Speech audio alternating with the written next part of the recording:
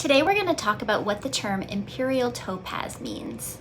First, we're going to talk about where this term Imperial Topaz even comes from. I think one of the reasons why this term still exists and is still seen so much in the trade is because it does have a lot of historical value and so much mythology behind it. The reason behind this is because it exists from the 19th century in Russia, because Imperial topazes were originally found in the Ural mountains in Russia. And this is an area where, a lot of very rare gems have been found because it has a beautiful metamorphic environment, which always, means that we're gonna find amazing color and high quality gems.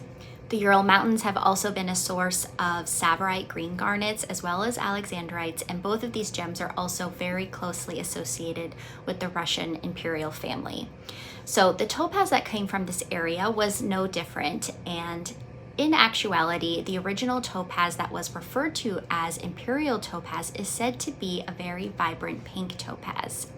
And the Russian family loved it so much that they actually outlawed anyone else from owning it or wearing it. And hence this term Imperial Topaz really stuck because it was so closely associated with them. And of course the Romanovs. And whenever the Romanovs are connected with anything, they bring their own sense of lore and romance and mystery. And I think that's why the idea of Imperial Topaz still has such a strong idea behind it, and why it's still sought after and holds a lot of interest. Of course, interestingly enough, even though we think the original Imperial Topaz was likely a very vibrant pink topaz, now the idea behind this term has kind of changed, and this is why it's so important to take these kind of industry trade terms with a grain of salt, because it is a very gray area. And similar to something like a Padparachka sapphire, now the idea behind Imperial Topaz is that it's more of an orange color, kind of a very saturated orange. And some people think of it as more of a pinkish orange, while others are going to think of it as a very saturated reddish orange. So there is just such a wide range there. The other important thing to know is that unlike Padparachka sapphire, gemological institutes and laboratories don't consider Imperial Topaz an official gem term. So they're not going to use it on a gem report, for example. So if you see a stone that someone is labeling as Imperial Topaz, and it does even come with a GIA report, it's never going to be stated that is in actuality an Imperial Topaz. Instead, they're just going to list the official color that the gem is. So it will say orange topaz or pink topaz, etc. And so that's why it's even more important to know that this term is definitely very gray.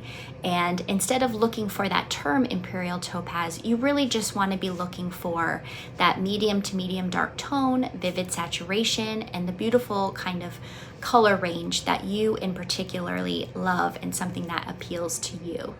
So of course, if you're in the market for a topaz, if you have a November birthday, or you're looking for a special gift, or you just love that idea and romance of the Imperial Topaz, of course, look for that wide range of hues. And currently, of course, it's very interesting that the original pink topaz isn't very common anymore. Blue topaz is definitely the most common topaz that we see in jewelry currently.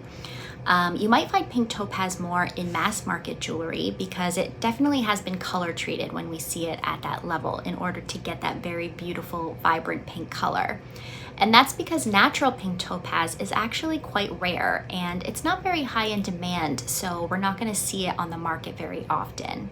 But again, if you're looking for a very special piece of topaz jewelry, it is worth knowing that the most rare and kind of high value topaz at this point is a very vivid and saturated purplish pink topaz with natural color that hasn't been treated.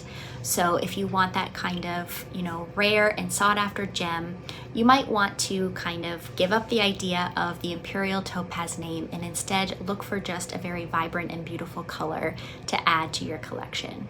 Thank you so much for watching, and to learn more about gems and jewelry, visit us on our main page at winstongemsandjewelry.com.